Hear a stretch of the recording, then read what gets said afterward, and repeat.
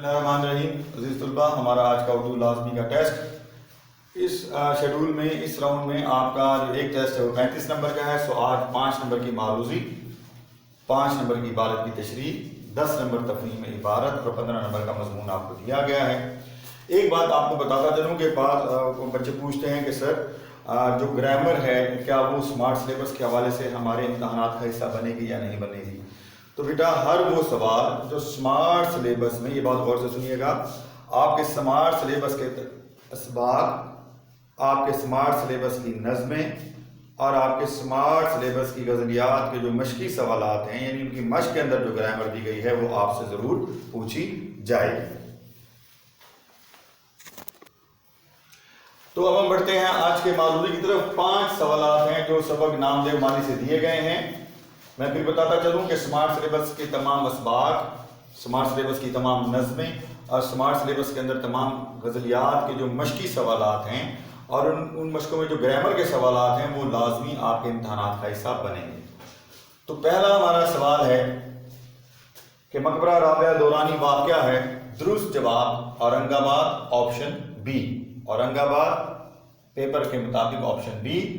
दूसरा सवाल गदला पानी पौधों के लिए था।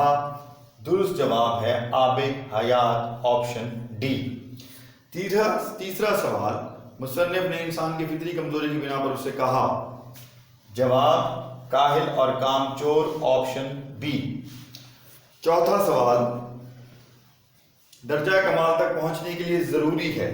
जवाब सलाहियत, ऑप्शन बी। पेपर में सलाहियत, ऑप्शन बी।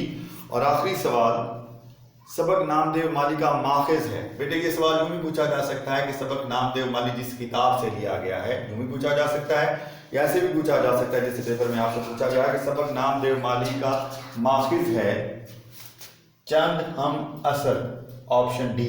अगर ये सवाल आ जाए कि सबक नामदेव माली का की सिर्फ बताइए तो सबक नामदेव माली एक खाका है।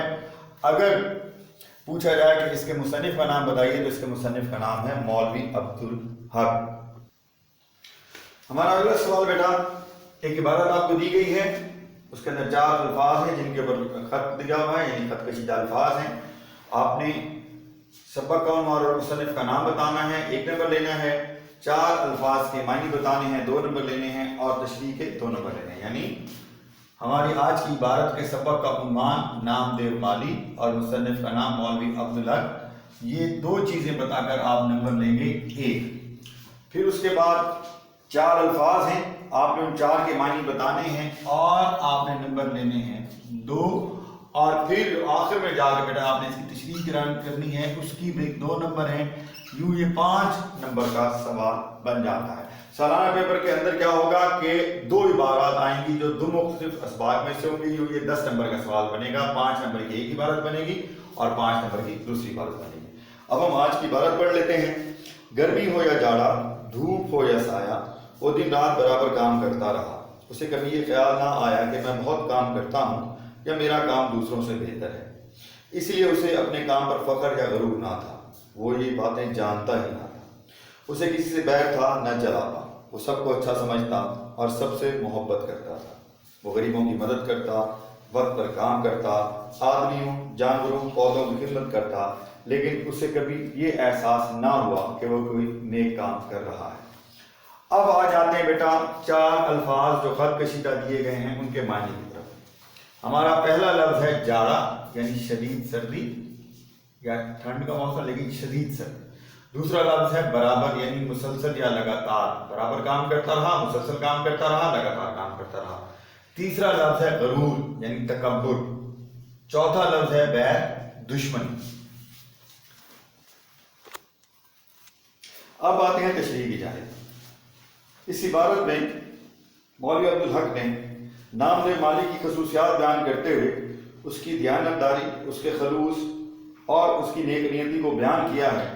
और मौलवी अब्दुल हक कहते हैं कि चाहे कोई भी मौसम हो, चाहे शदीद गर्मियाँ होती थी या शदीद सर्दियाँ होती थी, कि जब इंसान के लिए काम करना मुश्किल हो जाता है या तपती धूप थी या कहीं साया था, वो मुसलसल दिन रात काम करता रहता था।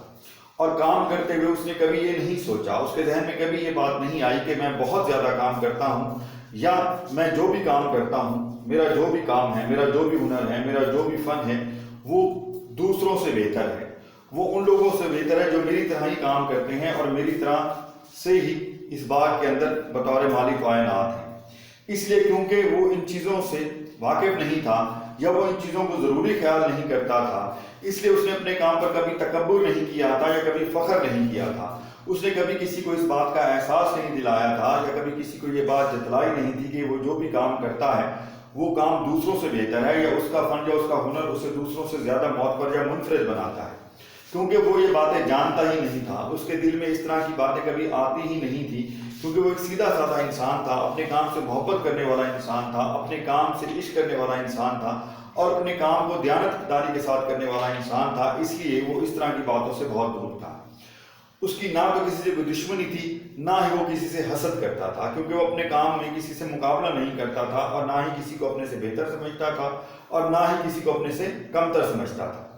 وہ سب کو اچھا سمجھتا تھا، اس لیے وہ ہر ایک سے محبت سے پیش آتا تھا، غریب لوگوں کی اپنی حیثیت سے بڑھ کر مدد کرتا تھا، مشکل وقت پر لوگوں کے کام آتا تھا، انسانوں یہاں تک کہ جانوروں کی اور پودوں کی بھی دل سے خدمت کرتا تھا اور ان کا خیال کرتا تھا۔